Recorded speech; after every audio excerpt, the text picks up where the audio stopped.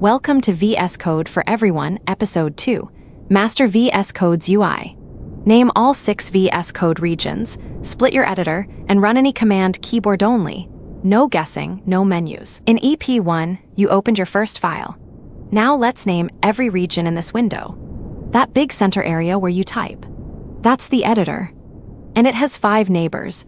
All 6 regions have exact names. Most beginners discover them by accident over months. You'll know them all right now. That thin icon strip on the far left is the activity bar. Watch how it controls the bigger panel right beside it. Clicking that icon changed what's in the big panel beside it, the primary sidebar. These are 2 separate regions. The activity bar is only the narrow icon strip. It controls what the primary sidebar shows, but it's not the panel itself. Click each activity bar icon and watch the panel change. That colored strip at the very bottom is the status bar. Press a Ctrl+J to reveal the region sitting below the editor. The panel opened at the bottom. It holds the terminal, output, and debug console.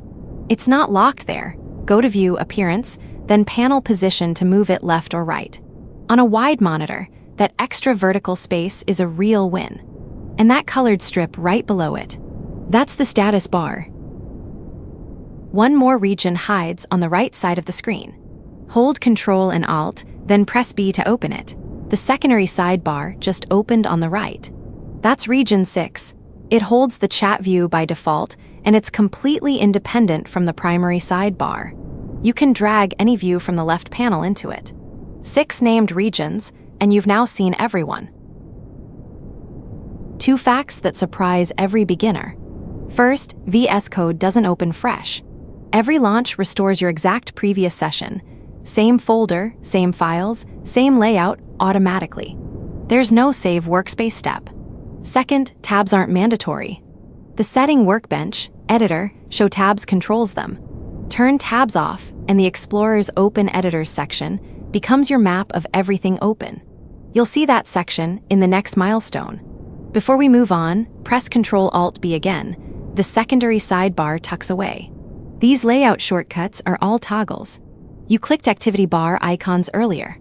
Pros use the keyboard. Press Ctrl+Shift+E for the Explorer. The Explorer is a view that lives inside the primary sidebar. They're not the same thing. The sidebar is the container. Explorer, Search, and Git are the views it can show. Right now, it's showing your project's files and folders. Let's get a file open.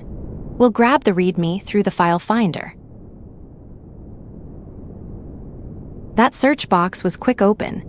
Its shortcut is Ctrl+P, and it finds files by name. Remember that name. In Milestone 4, you'll meet its more powerful sibling, and the difference matters.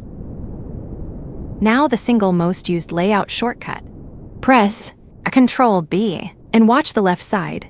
The whole primary sidebar vanished, but the activity bar icon strip stayed.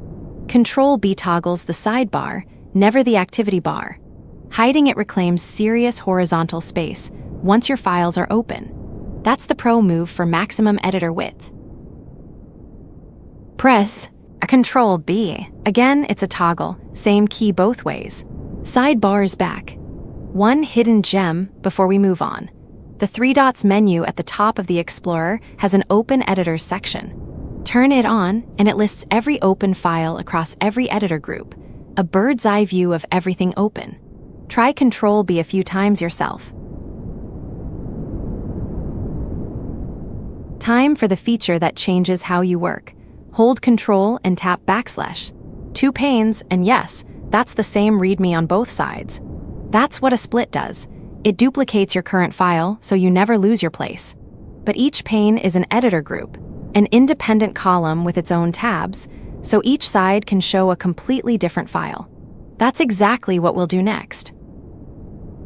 The right pane is focused. Let's open a different file in it, using Quick Open from earlier.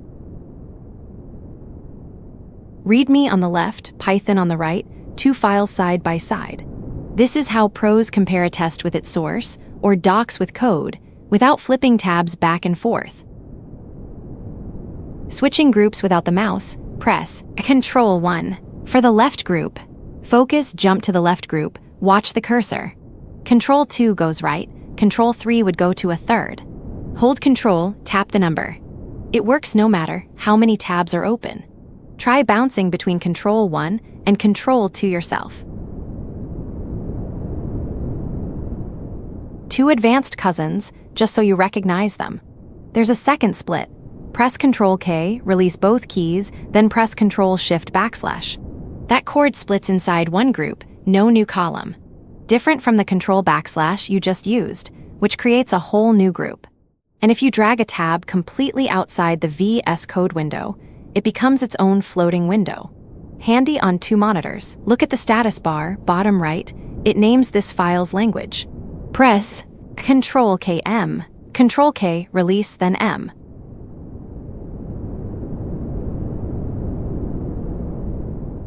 That picker changes the language mode, the same thing clicking the label does. Left side of the status bar is project info like your Git branch and error counts. Right side is file info.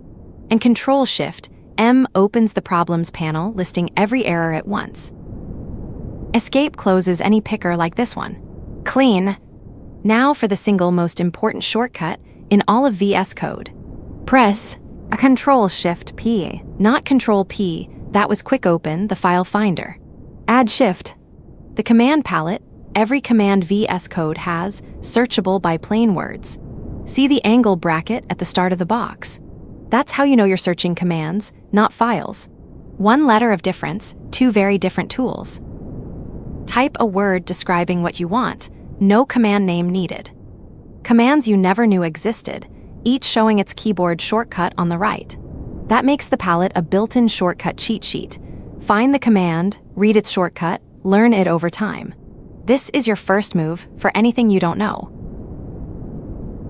Escape closes the palette. One last gem before the recap. Zen mode, press Ctrl+K, release, then Z. It hides everything but your code, activity bar, status bar, panel, all gone. One warning every beginner needs. Getting out takes pressing Escape twice. Once is not enough, and yes, that surprises everyone. Try it after this video. You now own this window. 6 regions, named and mapped. The Explorer and its sidebar, toggled with Ctrl+B. Split editor groups with Ctrl//, switched by Ctrl+1 and Ctrl+2. And the command palette on Ctrl+Shift+P, your searchable cheat sheet for everything. Your practice mission. Open 2 different files side by side, hide the sidebar for maximum room, then use only Ctrl+1 and Ctrl+2 to bounce between them. Pause and try it now. Quick check before you go. Question 1. Which key toggles the sidebar without touching the activity bar? Ctrl+B. Question 2. What is the difference between Ctrl+P and Ctrl+Shift+P? Ctrl+P finds files, Ctrl+Shift+P finds commands. Next episode, editing superpowers, multi-cursor, IntelliSense, and formatting. See you there.